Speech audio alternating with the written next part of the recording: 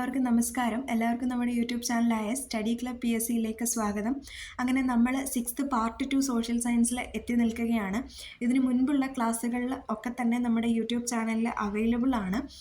നമ്മൾ 6th part 1ൽ 7 ചാപ്റ്ററാണ് കംപ്ലീറ്റ് ആക്കിയിട്ടുണ്ടായിരുന്നത്. പാർട്ട് 2ൽ 6th പാർട്ട് 2 സോഷ്യൽ സയൻസിൽ നമുക്ക് വരുന്നത് 5 ചാപ്റ്റേഴ്സാണ്.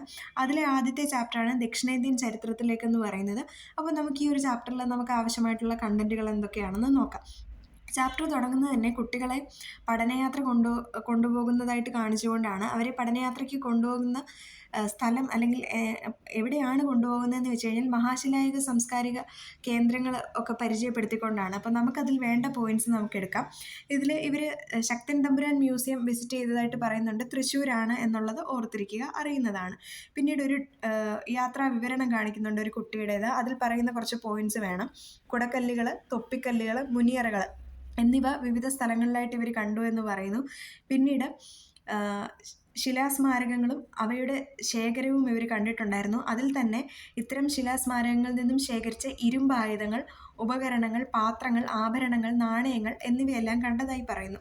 അതായത് നമ്മുടെ മഹാശിലായുഗ സാംസ്കാരിക കേന്ദ്രങ്ങളിൽ നിന്ന് കിട്ടിയ കാര്യങ്ങളെക്കുറിച്ചാണ് ഇവർ പറയുന്നത് കേട്ടോ. അപ്പോൾ ഉപകരണങ്ങൾ, പാത്രങ്ങൾ, ഇരുമ്പായുധങ്ങൾ, നാണയങ്ങൾ. ഇരുമ്പായുധങ്ങളും നാണയങ്ങളും മറക്കാതിരിക്കുക. നമുക്കിനി വിശദമായിട്ട് പഠിക്കാം.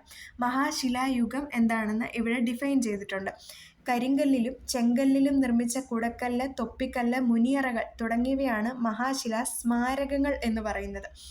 വലിയ ശിലകൾ കൊണ്ടോ ശിലാപാളികൾ കൊണ്ടോ നിർമ്മിച്ചിരുന്നതിനാലാണ് ഇവയെ മഹാശിലാ സ്മാരകങ്ങൾ എന്ന് വിളിക്കുന്നത്.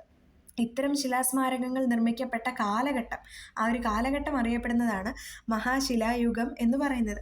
ശ്രീധരമേനോൻ്റെ കേരള ചരിത്രം നമ്മൾ എടുക്കുകയാണെന്നുണ്ടെങ്കിൽ അതിൽ മഹാശില എന്നതുകൊണ്ട് ഉദ്ദേശിക്കുന്നത് എന്താണെന്ന് കുറച്ചുകൂടി വ്യക്തമാക്കിയിട്ടുണ്ട്. അതിൽ പറയുന്നത് എന്താണെന്ന് വെച്ച് കഴിഞ്ഞാൽ ശവം സംസ്കരിക്കാനോ മരിച്ചവരുടെ ഓർമ്മ നിലനിർത്താനോ കൂറ്റൻ കല്ലുകൾ പടുത്തുണ്ടാക്കിയ അറകളെയും സ്തംഭങ്ങളെയുമാണ് മഹാശില എന്നതുകൊണ്ട് അർത്ഥമാക്കുന്നതെന്ന് പറയുന്നത്. ഒരു തരത്തിൽ നമ്മൾ നോക്കുമ്പോൾ അതാണ് ശ്രീധരമേനോൻ്റെ ടെക്സ്റ്റിൽ മഹാശില എന്നതുകൊണ്ട് എന്താണ് എന്ന് പറഞ്ഞിട്ടുള്ളത്. അപ്പോൾ ഞാൻ പറയാൻ വന്നത് എന്താണെന്ന് വെച്ച് കഴിഞ്ഞാൽ ഒരു തരത്തിൽ ഇതൊരു സ്മാരകമാണ്, അതോടൊപ്പം തന്നെ ഇത് ഒരു അടയാളങ്ങൾ കൂടിയാണ്. അതായത് അടക്കം ചെയ്യുകയും അതിനുശേഷം അതിൻ്റെ മുകളിൽ ഇവർ കല്ലുകൾ സ്ഥാപിക്കുകയും ചെയ്യുന്നത് അടയാളം കൂടിയാണ്, ഓരോരുത്തരുടെ സ്മാരകത്തെ സൂചിപ്പിക്കുന്നതാണ് എന്നുകൂടിയാണ്. അപ്പോൾ അത്തരത്തിലുള്ള അടയാളങ്ങൾ പലതരത്തിലാണ്. കുടക്കല്ല്, തൊപ്പിക്കല്ല്, മുനിയറ, അങ്ങനെ പല തരത്തിലാണ് ഈ സ്മാരകങ്ങൾ നമുക്ക് കാണാൻ കൊണ്ട് പറ്റുന്നത്. ഇനിയും ഈ ഒരു ബോക്സിൽ ദക്ഷിണേന്ത്യ എന്താണെന്ന് കൊടുത്തിട്ടുണ്ട്, നമുക്കറിയുന്നതാണ് എങ്കിലും പറയാം. ഇന്ത്യയുടെ തെക്കൻ സംസ്ഥാനങ്ങളായ കർണാടകം, തമിഴ്നാട്, കേരളം, ആന്ധ്രാപ്രദേശ്, തെലങ്കാന എന്നിവയും കേന്ദ്രഭരണ പ്രദേശങ്ങളായ പുതുച്ചേരി, ലക്ഷദ്വീപ് എന്നിവയുടെയും ഭാഗമാണ് ദക്ഷിണേന്ത്യ എന്ന് പറയുന്നത്. ഓക്കെ, അതിൽ കാര്യമായിട്ടൊന്നും മനസ്സിലാക്കാനില്ല. ഇനി ഈ മഹാശിലായുഗ സംസ്കാരത്തെക്കുറിച്ച് പറയുമ്പോൾ അഡീഷണലായിട്ട് 1-2 പോയിന്റ്സും കൂടി പറയാനുണ്ട്. അതായത് ഈ മെഗാലിത്ത് എന്നുള്ള വാക്ക് ഡിറൈവ് ചെയ്ത് വരുന്നത് ഗ്രീക്ക് വാക്കിൽ നിന്നാണ്. മെഗാ അല്ലെങ്കിൽ ലിത്ത് എന്നുള്ള വാക്ക്. മെഗാ എന്നാൽ ഗ്രേറ്റ് എന്നും ലിത്ത് എന്നാൽ സ്റ്റോൺ എന്നുമാണ്. അപ്പം മഹാശില, ഗ്രേറ്റ് സ്റ്റോൺ എന്നാണ് ഇതിൻ്റെ അർത്ഥമെന്ന് പറയുന്നത്.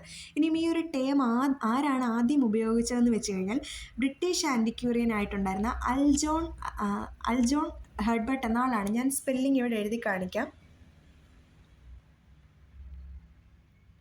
ഹെർബർട്ട് എല്ലാവർക്കും അറിയാമല്ലോ. അൽജോൺ ഹെർബർട്ട് എന്ന ബ്രിട്ടീഷ് ആൻറ്റിക്യൂറിയനാണ് ഈ ഒരു വാക്ക് ആദ്യമായിട്ട് 1849 ഉപയോഗിക്കുന്നത്. 1849 ഉപയോഗിക്കുന്നത്. ഓക്കെ, ഇനി ഇവിടെ മഹാശിലായുഗ യുഗത്തിൻ്റെ തെളിവുകൾ അല്ലെങ്കിൽ അതിൻ്റെ ഇമ്പോർട്ടൻ്റ് ആയിട്ടുള്ള കുറച്ച് സൈറ്റുകളെ കൂടി ഇവിടെ മെൻഷൻ ചെയ്തിട്ടുണ്ട്. മഹാശിലായുഗത്തിൻ്റെ തെളിവുകൾ ദക്ഷിണേന്ത്യയുടെ മിക്ക ഭാഗങ്ങളിലും കാണപ്പെടുന്നു. കേരളത്തിലെ മറയൂർ, ചേരമനങ്ങാട്, കുപ്പക്കൊല്ലി, മങ്ങാട്, തമിഴ്നാട്ടിലെ ആദിച്ചനല്ലൂർ, കർണാടകയിലെ ബ്രഹ്മഗിരി, ആന്ധ്രാപ്രദേശിലെ നാഗാർജുനകൊണ്ട തുടങ്ങിയ പ്രദേശങ്ങൾ ദക്ഷിണേന്ത്യയിലെ പ്രധാന മഹാശിലായുഗ കേന്ദ്രങ്ങളാണ്. ഇതിങ്ങനെ തന്നെ പഠിച്ചു വയ്ക്കാം. അതായത് മാച്ച് ദ ഫോളോയിങ് പോലുള്ള ക്വസ്റ്റ്യൻ വന്നിട്ട് അതിൽ തന്നെ പെയർ ക്വസ്റ്റ്യൻസ് വന്നിട്ട് തെറ്റിച്ച് പെയർ കൊടുക്കുകയോ ശരിയായിട്ട് പെയർ കൊടുക്കുകയോ ഒക്കെ ചെയ്തിട്ട് എത്ര പെയറുകൾ ശരിയാണ് എന്ന് ചോദിക്കുമ്പോൾ നമുക്കൊരു കൺഫ്യൂഷൻ വരാതിരിക്കാൻ വേണ്ടിയിട്ടാണ് ഇങ്ങനെ ഒരു കാര്യം പറഞ്ഞത്. അപ്പോൾ ആദിച്ചനല്ലൂർ തമിഴ്നാട്, ബ്രഹ്മഗിരി കർണാടക, ആന്ധ്രാപ്രദേശ്, നാഗാർജുനകൊണ്ട എന്നുള്ളത്. പിന്നീട് കേരളത്തിലേത് കുപ്പക്കൊല്ലി, മങ്ങാട്, ചേരമനങ്ങാട് എന്നിവയൊക്കെ. ഇനിയും ഞാൻ നിങ്ങളെ ഈ സൈറ്റിൻ്റെ ഒരു മാപ്പ് കൂടി കാണിക്കാം. ഇവിടെ നിങ്ങൾക്ക് കാണാനെ കൊണ്ട് പറ്റും നമ്മൾ ഓൾറെഡി പറഞ്ഞിട്ടുണ്ടായിരുന്ന ആദിച്ചനല്ലൂർ ഇവിടെ കാണാം, അതുപോലെ തന്നെ പോർക്കളമുണ്ട്, പിന്നീട് ബ്രഹ്മഗിരി നിങ്ങൾക്ക് ഇവിടെ കാണാം. ഇതിനകത്ത് ഈ ഒരു മാപ്പ് ശ്രദ്ധിക്കുമ്പോൾ നിങ്ങൾക്ക് കാണാനെ കൊണ്ട് പറ്റും നോർത്തേൺ സൈഡിലും എന്തൊക്കെയുണ്ട്, മഹാശിലായുഗത്തിൻ്റെ സൈറ്റുകളുണ്ട്. എങ്ങാനും ഇങ്ങനെ ഒരു സ്റ്റേറ്റ്മെൻറ്റ് വരികയാണ് ദക്ഷിണേന്ത്യയിൽ മാത്രമാണ് മഹാശിലായുഗ സംസ്കാരത്തിൻ്റെ തെളിവുകൾ നമുക്ക് ലഭിച്ചിട്ടുള്ളത് എന്ന് പറഞ്ഞു കഴിഞ്ഞാൽ ആ ഒരു സ്റ്റേറ്റ്മെൻറ്റ് റോങ് ആണ്. ഇന്ത്യയുടെ പല ഭാഗത്തു നിന്നും നമുക്ക് ഇത്തരത്തിലുള്ള എവിഡൻസസ് കിട്ടിയിട്ടുണ്ട്. പിന്നീട് റീസെൻ്റ്ലി ഒരു എക്സ്കവേഷൻ നടന്നിട്ടുണ്ടായിരുന്നു മലമ്പുഴ ഡാമിൻ്റെ അടുത്ത്. അപ്പം നമുക്ക് 100, ചിലതിൽ 110 എന്ന് കാണുന്നു, 110ഓളം മഹാശിലായുഗ സംസ്കാരത്തിൻ്റെ തെളിവുകൾ നമുക്ക് ലഭിച്ചിട്ടുണ്ടായിരുന്നു. ഇത് ഇന്ത്യൻ എക്സ്പ്രസ്സിൽ വന്ന ഒരു ന്യൂസാണ്. ഇവിടെ കൊടുത്തിട്ടുണ്ട്, archaeological survey of India Palakkad Malampuzha ഡാമിൽ മെഗാലിത്സിൻ്റെ കുറച്ചധികം തെളിവുകൾ നമുക്ക് കിട്ടിയതിനെക്കുറിച്ച് പറയുന്നുണ്ട്. ഓവർ 100 ആണ്, പലതിലും 110 എന്നാണ് ആ ഒരു സമയത്ത് ഞാൻ കണ്ടിട്ടുണ്ടായിരുന്നത്. ഓക്കെ, ഇവിടെ മഹാശില സ്മാരകങ്ങൾ എന്തൊക്കെയാണെന്ന് പറയുന്നുണ്ട്. ഏതൊക്കെ ആണെന്ന്: മുനിയറ, കല്ലറ, നാട്ടുകല്ല്, കുടക്കല്ല്, തൊപ്പിക്കല്ല് എന്നിവയൊക്കെ. ഇതിൽ തന്നെ ഈ മെഗാലിത്സിനെ തന്നെ ടൈപ്പ് ഓഫ് മെഗാലിത്സ് എന്ന് പറഞ്ഞ് തിരിച്ചിട്ടുണ്ട്. അതായത് ടൈപ്പ് ഓഫ് മെഗാലിത്സ് എന്നുള്ളതിൻ്റെ ആ തിരിച്ചിരിക്കുന്നതിൻ്റെ അടിസ്ഥാനം എന്താണെന്ന് വെച്ച് കഴിഞ്ഞാൽ കല്ലുകൾ യൂസ് ചെയ്യുന്നതിൻ്റെ എണ്ണത്തിൻ്റെ അടിസ്ഥാനത്തിലാണ്. ഇപ്പോൾ ഒറ്റ കല്ല് മാത്രമായിട്ട് മോണോലിത്സ് ആണെന്നുണ്ടെങ്കിൽ അതിന് എക്സാമ്പിളാണ് നമ്മൾ ഈ പറഞ്ഞ നാട്ടുകല്ല് എന്ന് പറയുന്നത്. എന്നാൽ ഒന്നിലധികം കല്ലുകൾ ഉപയോഗിക്കുന്ന ശവസംസ്കാര രീതിയാണെന്നുണ്ടെങ്കിൽ അതിന് എക്സാമ്പിളാണ് നമ്മൾ ഈ പറഞ്ഞ കല്ലറ, കുടക്കല്ല് തുടങ്ങിയവയൊക്കെ. ഓക്കെ, അറിവിലേക്കായി പറഞ്ഞു എന്ന് മാത്രം.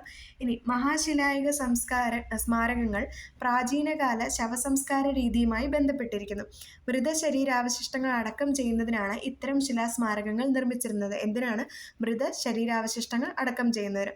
മഹാശിലാ സ്മാരകങ്ങളിൽ നിന്ന് ഇരുമ്പായുധങ്ങൾ ധാരാളമായി കണ്ടെത്തിയതിനാൽ ഈ കാലഘട്ടത്തെ ഇരുമ്പ് യുഗം എന്നറിയപ്പെടുന്നു.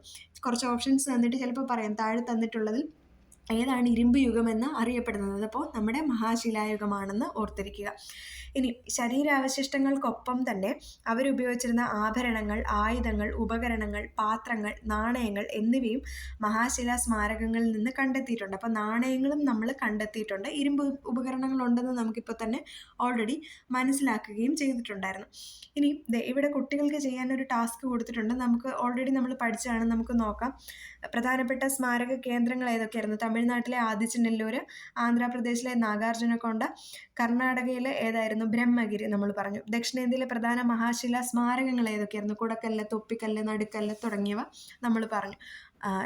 ശരീരാവശിഷ്ടങ്ങൾ അടക്കം ചെയ്ത് അതിനോടൊപ്പം അടക്കം ചെയ്ത വസ്തുക്കൾ ഏതൊക്കെയാണെന്ന് വെച്ചാൽ അവരുടെ ഉപകരണങ്ങൾ, നാണയങ്ങൾ ഇതൊക്കെയാണെന്ന് നമ്മൾ കണ്ടു.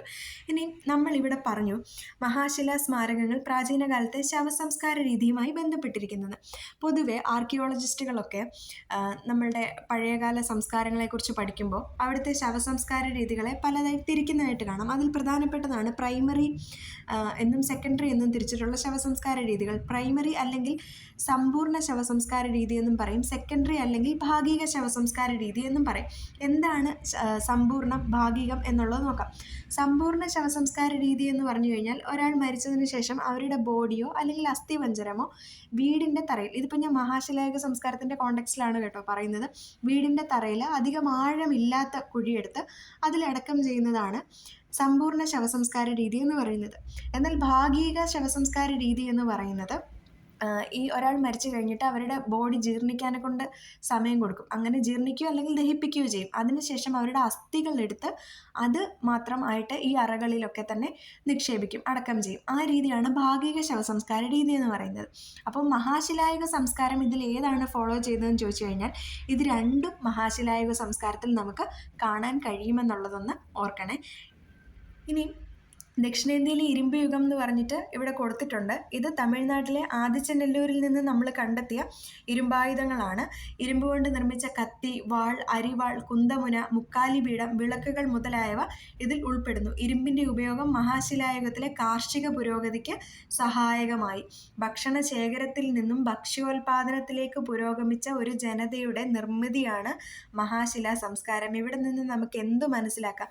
നമ്മുടെ നവീന ശിലായുഗത്തിന് ഒരു എക്സാമ്പിൾ കൂടിയാണ് നമ്മുടെ മഹാശിലായുഗ സംസ്കാരം എന്ന് പറയുന്നത്. നവീന ശിലായുഗം മാത്രമല്ല കേട്ടോ, പിന്നീട് വന്ന ചാൽക്കോലിത്തിക് ഏജിൻ്റെയും ഒക്കെ തന്നെ സവിശേഷതകൾ നമുക്കിവിടെ കാണാനെ കൊണ്ട് പറ്റും.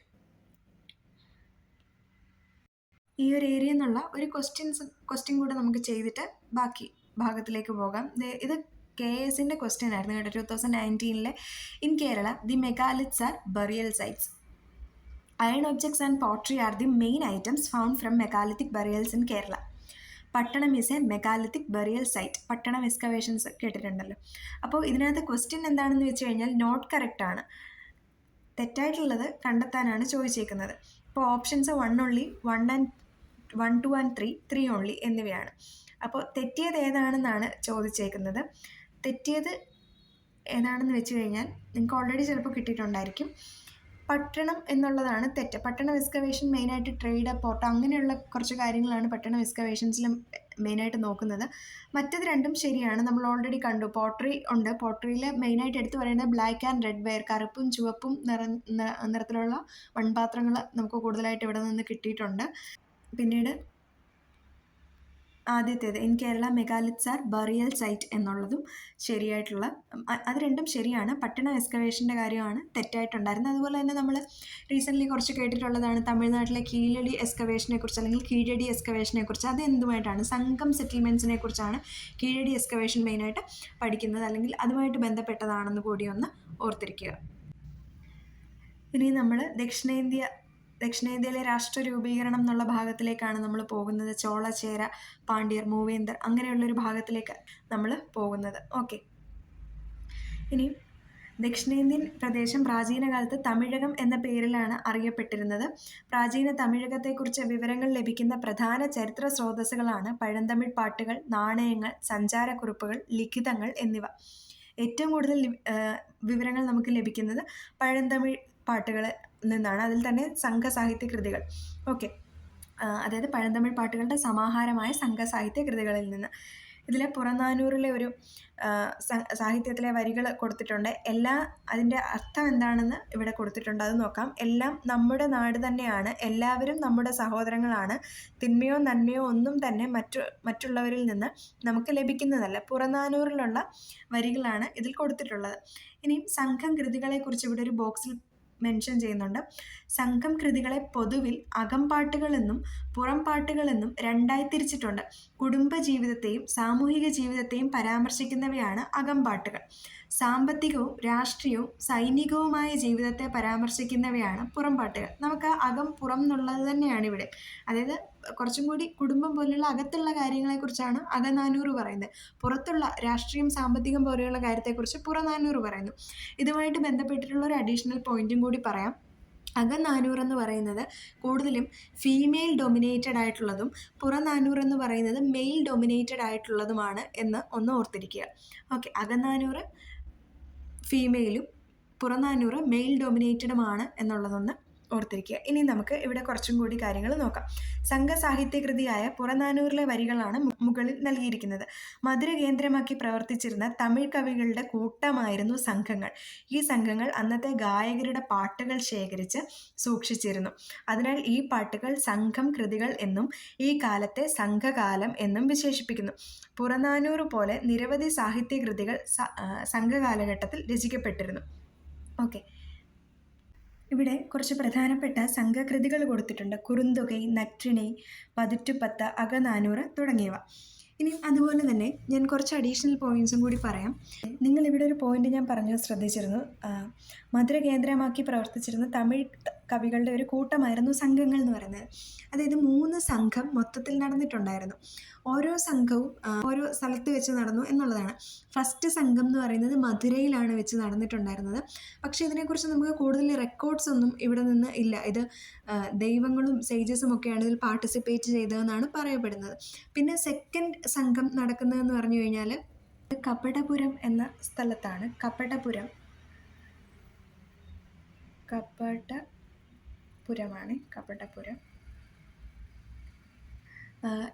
ഈ ഒരു സമയത്തുള്ള ഏറ്റവും പ്രധാനപ്പെട്ട ഒരു സാഹിത്യമായിരുന്നു നമ്മുടെ തോൽക്കാപ്പിയം എന്ന് പറയുന്നത് സെക്കൻഡ് സംഘം നടക്കുന്ന സമയത്ത് രചിച്ചതാണ്.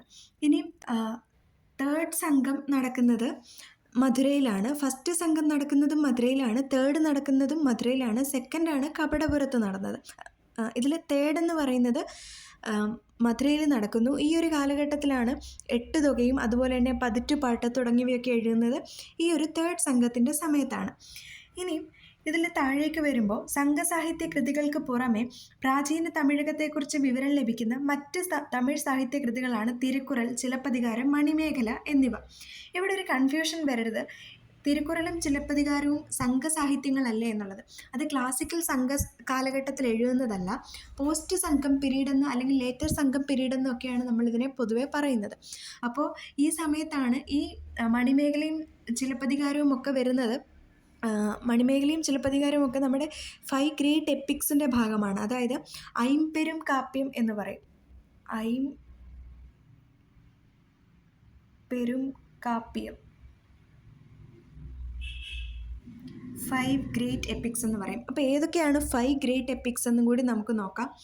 1 ചിലപ്പതികാരമാണ്, 2 മണിമേഖലയാണ്, 3 ജീവക ചിന്താമണി, പിന്നീട് കുണ്ടലകേശി, വളയപതി. ഇത്രയുമാണ്. ഏതൊക്കെയാണ്?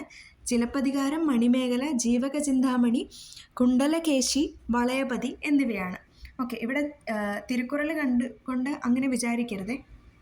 തിരുക്കുറൽ 5 ഗ്രേറ്റ് എപ്പിക്സിൻ്റെ ഭാഗമല്ല. അത് ഞാൻ അഡീഷണലായിട്ട് പറഞ്ഞതാണ് 5 ഗ്രേറ്റ് എപ്പിക്സിൻ്റെ കാര്യം. അല്ലെങ്കിൽ ഐംപെരും കാപ്യം എന്ന് പറയും. ചിലപ്പതികാരം, മണിമേഖല, ജീവക ചിന്താമണി, കുണ്ടലകേശി, വളയപതി എന്നിവയാണ് 5 ഗ്രേറ്റ് എപ്പിക്സിൻ്റെ ഭാഗം എന്ന് പറയുന്നത്. ഓക്കെ, ഇനി ഓരോന്നും ഇവരിവിടെ പറഞ്ഞിട്ടുള്ള ഓരോന്നിനെക്കുറിച്ചും നമുക്ക് നോക്കാം. തിരുക്കുറൽ എന്ന് പറയുന്നത് തമിഴ് സാഹിത്യത്തിലെ അനശ്വര കൃതികളിലൊന്നാണ്. തിരുവള്ളുവർ ആണ് തിരുക്കുറൽ എഴുതിയത്. തിരുക്കുറൽ ഗ്രന്ഥത്തിൻ്റെ രചയിതാവ് ആരാണ്? തിരുവള്ളുവർ. രണ്ടിലും തിരുവുണ്ട്, ഓർത്തിരിക്കും. ചിലപ്പതികാരം എന്ന് പറയുന്നത് ഇളങ്കോവടികളാണ്. കണ്ണകിയുടെയും കോവലൻ്റെയും കഥ പറയുന്നതാണ് ചിലപ്പതികാരം എന്ന് പറയുന്നത്. മണിമേഖല എന്ന് പറയുന്നത് കോവലൻ്റെയും മാധവിയുടെയും മകളായ മണിമേഖലയുടെ കഥ പറയുന്ന കൃതിയാണ് മണിമേഖല. ചിത്തലൈ ചാത്തനാർ അല്ലെങ്കിൽ ചിത്തലൈ ചാത്തനാറാണ് മണിമേഖല രചിച്ചിട്ടുള്ളത്. അപ്പോൾ മണിമേഖല, ചിത്തലൈ ചാത്തനാർ, ചിലപ്പതികാരം ഇളങ്കോവടികൾ, തിരുക്കുറൽ തിരുവള്ളുവർ എന്നിവരാണ്. ഓക്കെ, ഇനി ഇതിൽ ചിലപ്പതികാരം എന്ന് പറയുന്നത് തമിഴ് സാഹിത്യത്തിൻ്റെ ഇലീഡ് എന്നാണ് അറിയപ്പെടുന്നത്. ചിലപ്പതികാരമാണ് ഇലീഡ് എന്നറിയപ്പെടുന്നത്. മണിമേഖലയാണ് ഒഡീസി ഓഫ് തമിഴ്നാട്. തമിഴ് സാഹിത്യത്തിലെ ഒഡീസി എന്നറിയപ്പെടുന്നത് ഏതാണ്? മണിമേഖലയാണ്. ഓക്കെ, ഇനി നമ്മൾ പറഞ്ഞ 5 ഗ്രേറ്റ് എപ്പിക്സിലെ കുറച്ച് പോയിൻറ്സും കൂടി നമുക്ക് നോക്കാം. ജീവക ചിന്താമണിയുടെ കാര്യം ഞാൻ പറഞ്ഞായിരുന്നല്ലോ. അതിൽ ജീവക ചിന്താമണി എഴുതുന്നതെന്ന് പറയുന്നത് തിരുത്തക ദേവ എന്ന ആളാണ്. തിരുത്തക ദേവയാണ് ജീവക ചിന്താമണി എഴുതുന്നത്. ജീവക ചിന്താമണി എന്ന് പറയുന്നത് ഒരു ജൈൻ ലിറ്ററേച്ചറായിട്ട് നമുക്ക് കണക്കാക്കാം. ജീവകൻ്റെ ജീവിതത്തെക്കുറിച്ചാണ് ഇതിൽ പറയുന്നത്. ഈ ജീവകൻ എന്ന് പറയുന്ന ആൾ 8 രാജ്ഞിമാരെ വിവാഹം കഴിക്കുകയും പിന്നീട് അദ്ദേഹം ജൈനിസം അല്ലെങ്കിൽ ജൈൻ മങ്കായിട്ട് മാറുകയുമാണ് ചെയ്തിട്ടുണ്ടായിരുന്നത്. Book of deity and marriage എന്നൊക്കെ അറിയപ്പെടുന്നത് ജീവക ചിന്താമണിയാണ്. പിന്നീട് നമ്മൾ പറഞ്ഞല്ലോ വളയപതി എന്ന് പറയുന്ന ബുക്കിൻ്റെ കാര്യം. അതിൻ്റെ ഓഥറിനെ കുറിച്ച് എവിടെയും മെൻഷൻ ചെയ്തിട്ടില്ല. അതും ജൈനിസം റിലേറ്റഡ് ആണ് എന്ന് ഓർത്തിരിക്കുക. അതായത് ഒരു അച്ഛൻ മകൻ ജനിച്ചു കഴിഞ്ഞ് മകനെ ഉപേക്ഷിച്ച് പോവുകയും പിന്നീട് ഈ മകൻ അച്ഛനെ തേടുന്നതുമാണ് വളയപതിയുടെ തീം എന്ന് പറയുന്നത്. ഓർമ്മയിലിരിക്കാനാണ് കേട്ടോ ഞാൻ അതിൻ്റെ തീമും കൂടി പറയുന്നത്. പിന്നീടുള്ള കുണ്ടലകേശി എന്ന് പറയുന്നത് നാഥ കുത്തനാറാണ് എഴുതിയിട്ടുണ്ടായിരുന്നത്. നാഥ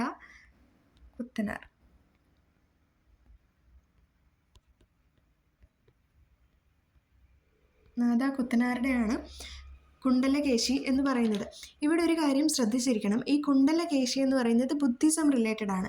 നമ്മൾ മുമ്പേ പറഞ്ഞ രണ്ടും ജീവക ചിന്താമണി ആകട്ടെ വളയപതി ആകട്ടെ അതിൻ്റെയൊക്കെ തീം ജൈനിസം റിലേറ്റഡ് ആണെങ്കിൽ കുണ്ടലകേശി എന്ന് പറയുന്നത് ബുദ്ധിസം റിലേറ്റഡ് ആണ്. സ്റ്റേറ്റ്മെൻറ്റിൽ തന്നിട്ടുള്ളതിൽ എന്താണ് ബുദ്ധിസം അല്ലെങ്കിൽ ജൈനിസവുമായിട്ട് ബന്ധമില്ലാത്തത് തിരഞ്ഞെടുക്കാൻ പറഞ്ഞ് ഓപ്ഷനിലുണ്ടെങ്കിൽ കുണ്ടലകേശിയാണ് ബുദ്ധിസവുമായിട്ട് റിലേറ്റഡ് ആയിട്ടുള്ളത്. മറ്റേത് രണ്ടും വളയപതിയും ജീവക ചിന്താമണിയും എന്താണ് ജൈനിസം റിലേറ്റഡ് ആയിട്ടുള്ളതാണെന്ന് ഓർത്തിരിക്കുക. ഇനി നമുക്ക് സംഘകാലത്തെ സാമൂഹിക സാമ്പത്തിക ജീവിതത്തിലേക്ക് പോകാം. സംഘം കൃതികൾ ഉൾപ്പെട്ട പഴന്തമിഴ് പാട്ടുകളിൽ പ്രാചീന തമിഴകത്തെ ജനജീവിതത്തെക്കുറിച്ച് പ്രതിപാദിക്കുന്നുണ്ട്. സാമൂഹിക ജീവിതം, കൃഷി, കാലിമേയ്ക്കൽ, ഉപ്പുകുറുക്കൽ, വിഭവങ്ങളുടെ കൈമാറ്റം എന്നിവയെക്കുറിച്ചെല്ലാം തന്നെ ഈ പാട്ടിൽ പരാമർശമുണ്ട്. നമുക്ക് നോക്കാം. സാമൂഹിക ജീവിതം എന്ന് പറയുമ്പോൾ തൊഴിലടിസ്ഥാനമാക്കിയുള്ള വിഭജനം നിലനിന്നിട്ടുണ്ടായിരുന്നു. സാമൂഹികമായ വേർതിരിവുകൾ ഉണ്ടായിരുന്നില്ല. സ്ത്രീ പുരുഷ സമത്വം നിലനിന്നിരുന്നു. ഇങ്ങനെ തന്നെ സ്റ്റേറ്റ്മെൻ്റൊക്കെ ആയിട്ട് എടുത്തു ചോദിക്കാം. അപ്പോൾ അതുകൊണ്ട് ശ്രദ്ധിച്ചിരിക്കുക. സ്ത്രീ പുരുഷ സമത്വം നിലനിന്നിരുന്നു. സാമൂഹികമായ വേർതിരിവുകൾ ഉണ്ടായിരുന്നില്ല. തൊഴിലിനെ അടിസ്ഥാനമാക്കിയുള്ള സാമൂഹിക വിഭജനം നിലനിന്നിരുന്നു. ഇനിയും സാമ്പത്തിക ജീവിതത്തിൽ കൃഷി തന്നെയായിരുന്നു പ്രധാന ഉപജീവന മാർഗം. കന്നുകാലി മേയ്ക്കൽ, മീൻപിടുത്തം, വേട്ടയാടൽ എന്നിവ മറ്റ് ഉപജീവന മാർഗങ്ങളായിരുന്നു. വിദേശ രാജ്യങ്ങളുമായി വ്യാപാര ബന്ധം നിലനിന്നിട്ടുണ്ടായിരുന്നു. കുരുമുളകും മറ്റ് സുഗന്ധവ്യഞ്ജനങ്ങളുമായിരുന്നു പ്രധാനമായിട്ടും വിദേശികൾ വാങ്ങിയിരുന്നത്. ചെമ്പ്, വെള്ളി, സ്വർണം മുതലായവ അവർ ഇവിടേക്ക് കൊണ്ടുവന്നിരുന്നു. ഇനി തിണകളെക്കുറിച്ചാണ്. തിണൈ സമ്പ്രദായം. 5 ഭൂവിഭാഗങ്ങൾ പ്രാചീന തമിഴകത്ത് നിലനിന്നിട്ടുണ്ട്, നമുക്കറിയുന്നതാണ്. ഇവയെ നമ്മൾ ഐന്തിണകൾ എന്നാണ് വിളിച്ചിട്ടുള്ളത്. 5 തിണകൾ എന്നുള്ള അല്ലെങ്കിൽ 5 ഭൂവിഭാഗങ്ങൾ എന്നുള്ള അർത്ഥത്തിൽ. അപ്പോൾ ഓരോ തിണയിലെയും ജനങ്ങളുടെ ജീവിതവും ഉപജീവനവും എല്ലാം തന്നെ വ്യത്യസ്തമായിരുന്നു. അപ്പോൾ നമുക്ക് ഈ ഒരു ചാർട്ട് ഒന്ന് നോക്കാം. കുറിഞ്ചി എന്ന് പറയുന്നത് കാടും മലയും ഉള്ള പ്രദേശമാണ്. അവിടെ ആളുകളുടെ ഉപജീവന മാർഗം എന്ന് പറയുന്നത് വേട്ടയാടലും വനവിഭവങ്ങൾ ശേഖരിക്കുകയുമാണ്. എന്നാൽ മുല്ല എന്ന് പറയുന്നത് പുൽമേടുകളും കുറ്റിക്കാടുകളും ഒക്കെ നിറഞ്ഞ പ്രദേശമാണ്. കന്നുകാലി മേയ്ക്കലാണ് അവിടുത്തെ ജനങ്ങളുടെ ഉപജീവന മാർഗം എന്ന് പറയുന്നത്. പാലൈ വരണ്ട പ്രദേശമാണ്. വരണ്ട പ്രദേശം എന്ന് പറയുമ്പോൾ തന്നെ അറിയാം അവിടെ കൃഷിക്കൊക്കെയുള്ള സാധ്യത കുറവാണ്. അങ്ങനെ പ്രൊഡക്റ്റീവായിട്ട് ഒന്നും തന്നെ ചെയ്യാൻ പറ്റുന്നില്ല. അപ്പോൾ അവിടെ ഉള്ളവരുടെ ഒരു മാർഗം എന്ന് പറയുന്നത് കൊള്ളയും കവർച്ചയുമാണ്. മരുതം എന്ന് പറയുന്നത് വയൽ പ്രദേശമാണ്, കൃഷിയാണ് അവിടുത്തെ ഉപജീവന മാർഗം എന്ന് പറയുന്നത്. പിന്നീട് നെയ്തലാണ്. നെയ്തൽ എന്ന് പറയുന്നത് തീരപ്രദേശമാണ്. അപ്പോൾ തീരപ്രദേശത്തുള്ള ജനങ്ങളാകുമ്പോൾ അറിയാം മീൻപിടുത്തവും ഉപ്പുകുറുക്കലും ഒക്കെയാണ് അവരുടെ ഉപജീവന മാർഗം എന്നത്. ഓക്കെ, ഇനി നമ്മൾ ഓൾറെഡി 5th പറഞ്ഞ സമയത്ത് പറഞ്ഞിട്ടുള്ളതാണ്. ഏകദേശം 1500 വർഷം മുമ്പ് സംഘകാലഘട്ടത്തിൽ സാധനങ്ങൾക്ക് പകരം സാധനങ്ങൾ തമ്മിൽ കൈമാറ്റം ചെയ്യുന്ന സമ്പ്രദായം നിലനിന്നിരുന്നു എന്നുള്ളത് സംഘകൃതികളിൽ നിന്ന് വ്യക്തമാണെന്ന് പറഞ്ഞ് നമ്മളൊരു ബോക്സിൽ അങ്ങനെ പഠിച്ചിട്ടുണ്ടായിരുന്നു 5th പാർട്ട് 1 പറയുന്ന സമയത്ത്. അപ്പോൾ ഇവിടെ അതിൻ്റെ ഒരു റിപ്പറ്റേഷൻ പോലെ തന്നെ എടുത്താൽ മതി. ഓരോ തിണയിലും ഉൽപ്പാദിപ്പിച്ചിരുന്ന വിഭവങ്ങൾ മറ്റ് തിണകളുമായി കൈമാറ്റം ചെയ്യപ്പെട്ടിരുന്നു. ഇത്തരം വിഭവങ്ങളുടെ മാറ്റം വ്യാപാര കേന്ദ്രങ്ങളുടെ രൂപീകരണത്തിലേക്ക് നയിച്ചു. ഈ വ്യാപാര കേന്ദ്രങ്ങൾ അങ്ങാടികൾ എന്നാണ് അറിയപ്പെട്ടിരുന്നത്. അപ്പോൾ അങ്ങാടികളുടെ രൂപീകരണത്തിലേക്ക് നയിച്ചതാണ് ഒരു തിണയ്ക്ക് മറ്റൊരു തിണകളുമായിട്ടുള്ള ഈ ഒരു കൈമാറ്റ സമ്പ്രദായം എന്ന് പറയുന്നത്. പ്രാചീന തമിഴകത്തെ അങ്ങാടികളായിരുന്നു അല്ലലാവണവും നാളങ്ങാടിയും.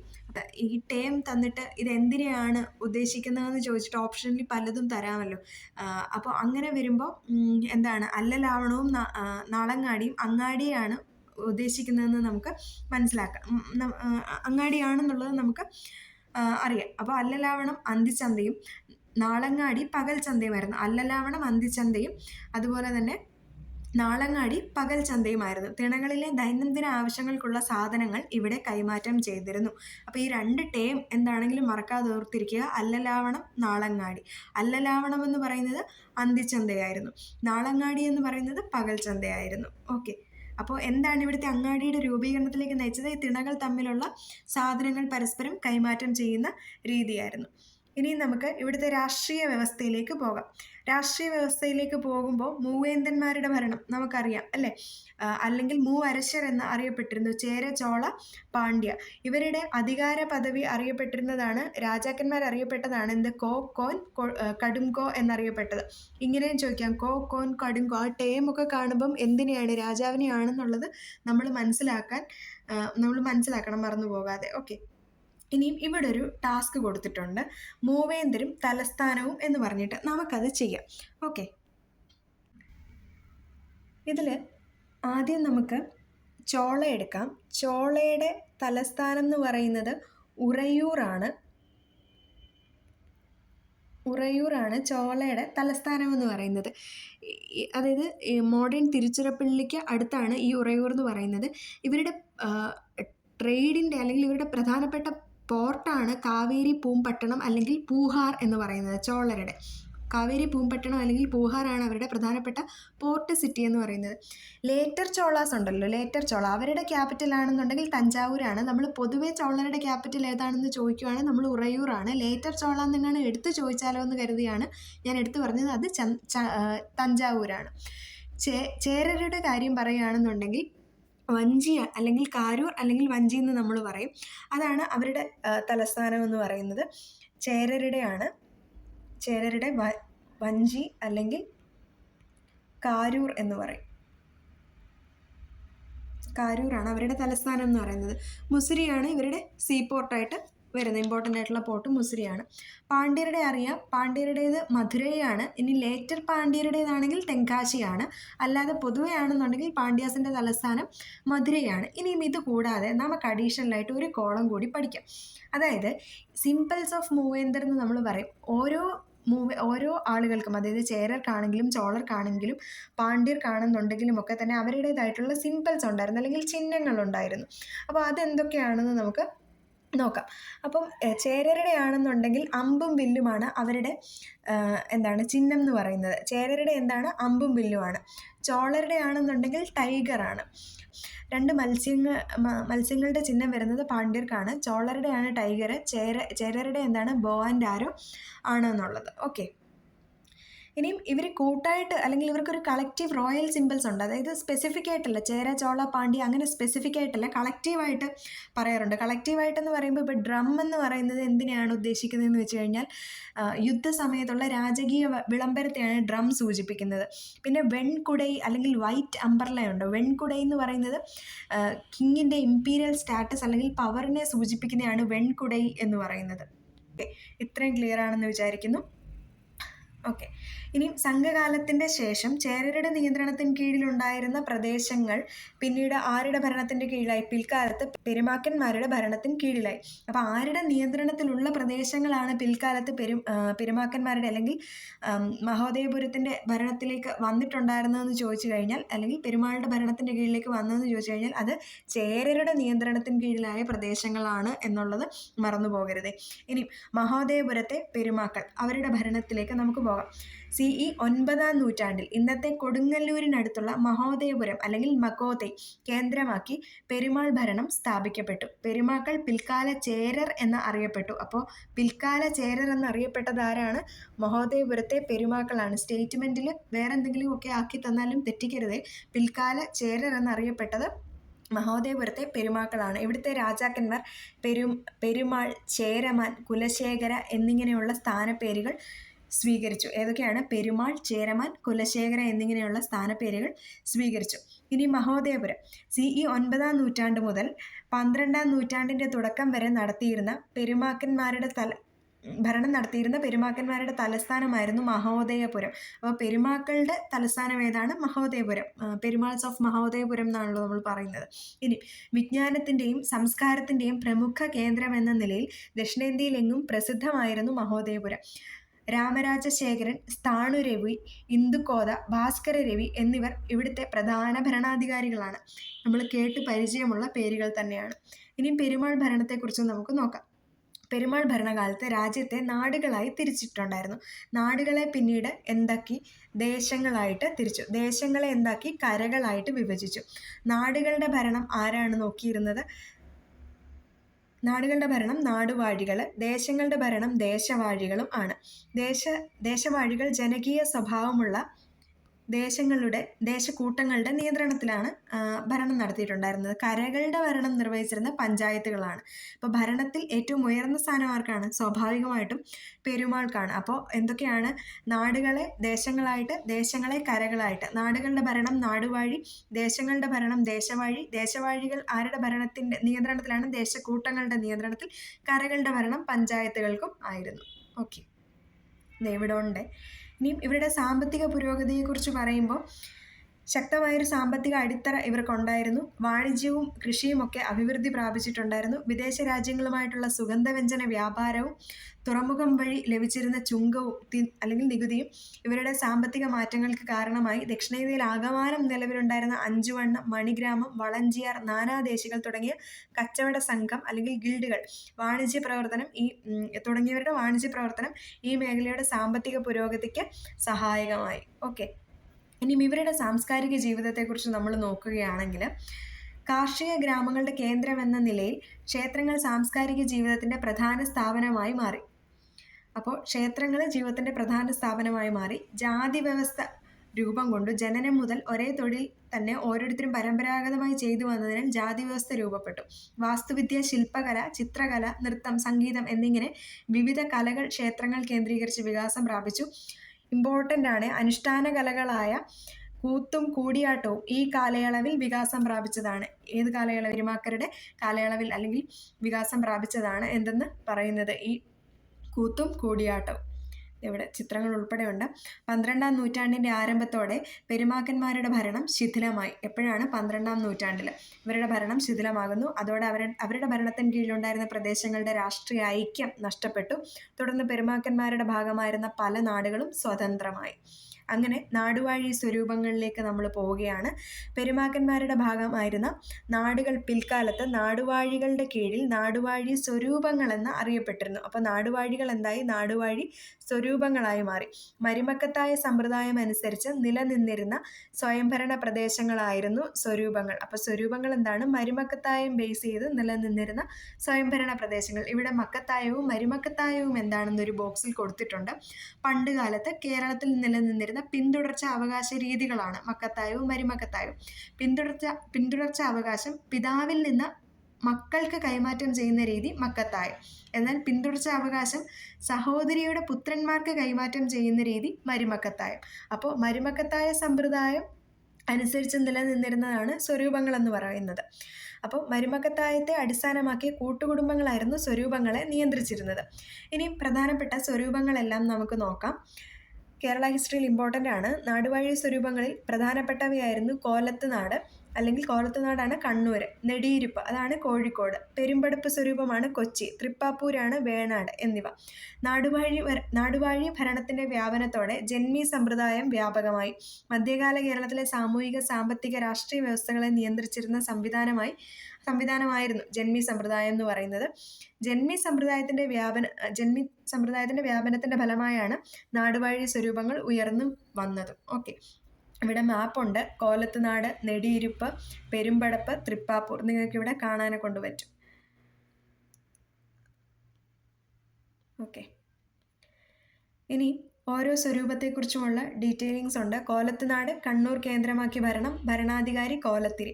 നെടിയിരുപ്പ് കോഴിക്കോട് കേന്ദ്രമാക്കി ഭരണം, ഭരണാധികാരി സാമൂതിരി. മാമാങ്കത്തിൻ്റെ രക്ഷാപുരുഷ സ്ഥാനം ലഭിച്ചതോടെ സാമൂതിരിയുടെ പ്രശസ്തി വർദ്ധിച്ചു എന്നുള്ളത്. അപ്പം രക്ഷാപുരുഷ സ്ഥാനം ലഭിച്ചത് സാമൂതിരിക്കായിരുന്നു. നെടിയിരുപ്പ് സ്വരൂപം, മാമാങ്കം. ഓക്കെ, പെരുമ്പടപ്പ് കൊടുങ്ങല്ലൂർ പ്രദേശമാണ് പെരുമ്പടപ്പ് സ്വരൂപമായി മാറിയത്. പിൽക്കാലത്ത് കൊച്ചി രാജവംശം എന്ന പേരിൽ അറിയപ്പെട്ടത് ഏതാണ്? പെരുമ്പടപ്പ് സ്വരൂപമാണ്. തൃപ്പാപ്പൂർ സ്വരൂപം അല്ലെങ്കിൽ വേണാട് കേരളത്തിൻ്റെ തെക്കേ അറ്റത്തായി സ്ഥിതി ചെയ്യുന്ന സ്വരൂപം പിന്നീട് തിരുവിതാംകൂർ എന്ന പ്രബല നാട്ടുരാജ്യമായിട്ട് മാറി. ഇവിടെ ഉണ്ട് നമ്മുടെ വേണാട്. തിരുവിതാംകൂർ എന്ന ശക്തമായ നാട്ടുരാജ്യമായി വികാസം പ്രാപിച്ചത് ആരുടെ കാലത്താണ്? അനിഴം തിരുനാൾ മാർത്താണ്ഡവർമ്മയുടെ കാലത്താണ്. ശക്തൻ തമ്പുരാനാണ് പെരുമ്പടപ്പ് സ്വരൂപത്തെ കൊച്ചി രാജ്യമാക്കി മാറ്റിയത്. അപ്പോൾ കൊച്ചി രാജ്യം ശക്തൻ തമ്പുരാൻ, വേണാട് അനിഴം തിരുനാൾ മാർത്താണ്ഡവർമ്മ. ഇനിയും ഇവരുടെ രണ്ടിൻ്റെയും പരിഷ്കാരങ്ങൾ ഇവിടെ കൊടുത്തിട്ടുണ്ട്. മാർത്താണ്ഡവർമ്മയുടേതാണെന്നുണ്ടെങ്കിൽ എന്താണ്? ഭൂപ്രമാണിമാരായിട്ടുണ്ടായിരുന്ന 8 വീട്ടിൽ പിള്ളമാരെയും മാടമ്പിമാരെയും അമർച്ച ചെയ്തു. രാജ്യത്തെ ഭൂമി അളന്ന് തിട്ടപ്പെടുത്തി. തൃപ്പടി ദാനം നടത്തി. 1750 ജനുവരി 3-ാം തീയതി. മലയാള മാസമാണെങ്കിൽ എന്നാണ്? മലയാള മാസമാണെങ്കിൽ മകരം 5 925 കൊല്ലവർഷം 925 നടന്നിട്ടുണ്ടായിരുന്നത് എന്ന് ഓർത്തിരിക്കുക. പിന്നെ രാജ്യത്തെ ഭൂമി അളന്ന് തിട്ടപ്പെടുത്തി എന്ന് ഇതിൽ പറയുന്നുണ്ട്. അതായത് കണ്ടെഴുത്ത് കേട്ടെഴുത്ത് എന്ന് പറഞ്ഞ 2 പരിഷ്കാരങ്ങളുണ്ട്.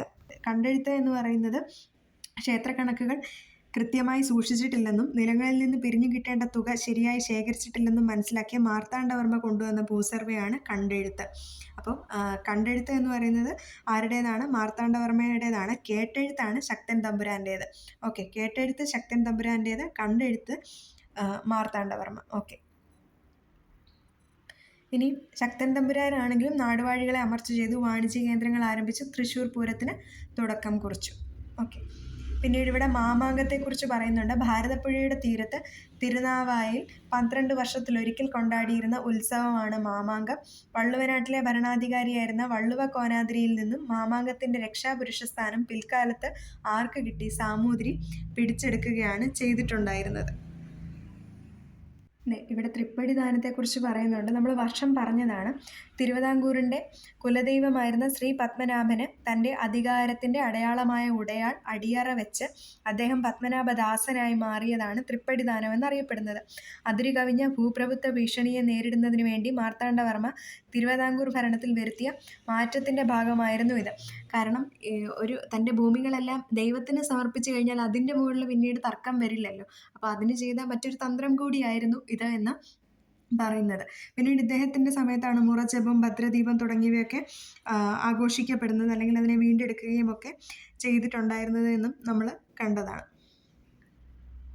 നമ്മളങ്ങനെ പെരുമാക്കന്മാരുടെ അവർ ശിഥിലീകരിക്കപ്പെടുന്നത് കണ്ടു. പിന്നീട് മാർത്താണ്ഡവർമ്മയും അതുപോലെ തന്നെ പല സ്വരൂപങ്ങളും ഒക്കെ തന്നെയായിട്ട് ഫോം ചെയ്ത് വരുന്നത് കണ്ടു. പിന്നീട് ക്രമേണ ഈ നാടുവാഴി സ്വരൂപങ്ങളിൽ നിന്ന് രൂപപ്പെട്ട് നാട്ടുരാജ്യങ്ങൾ ഏകീകരിക്കപ്പെട്ടാണ് ഇന്നത്തെ കേരളം രൂപീകൃതമായത് എന്നുള്ളത്. അപ്പോൾ ഈ ഒരു ചാപ്റ്ററിൽ നമുക്ക് നോക്കാനുള്ളത് ഇത്രയുമാണ്. ഈ ഒരു ചാപ്റ്റർ നിങ്ങൾക്ക് ക്ലിയർ ആയെന്ന് ഞാൻ വിചാരിക്കുന്നു. കുറച്ചധികം അഡീഷണൽ പോയിൻറ്സും പറഞ്ഞിട്ടുണ്ടായിരുന്നു. അപ്പോൾ ഇത്രയുമാണ് നമുക്ക് പറയാനുള്ളത്. ഞാൻ ഒരു ടെലഗ്രാം ചാനൽ ഒന്ന് തുടങ്ങി വെച്ചിട്ടുണ്ട്. SCERTയിൽ എടുക്കുന്ന ക്ലാസ്സുകളുടെയൊക്കെ ക്വസ്റ്റ്യൻസ് പോളായിട്ട് ഇട്ടു പോകാൻ ഞാൻ അതിൻ്റെ ലിങ്ക് ഡിസ്ക്രിപ്ഷൻ ബോക്സിലോ അല്ലെങ്കിൽ കമൻറ്റ് ബോക്സിൽ പിൻ ചെയ്തോ കൊടുക്കാം.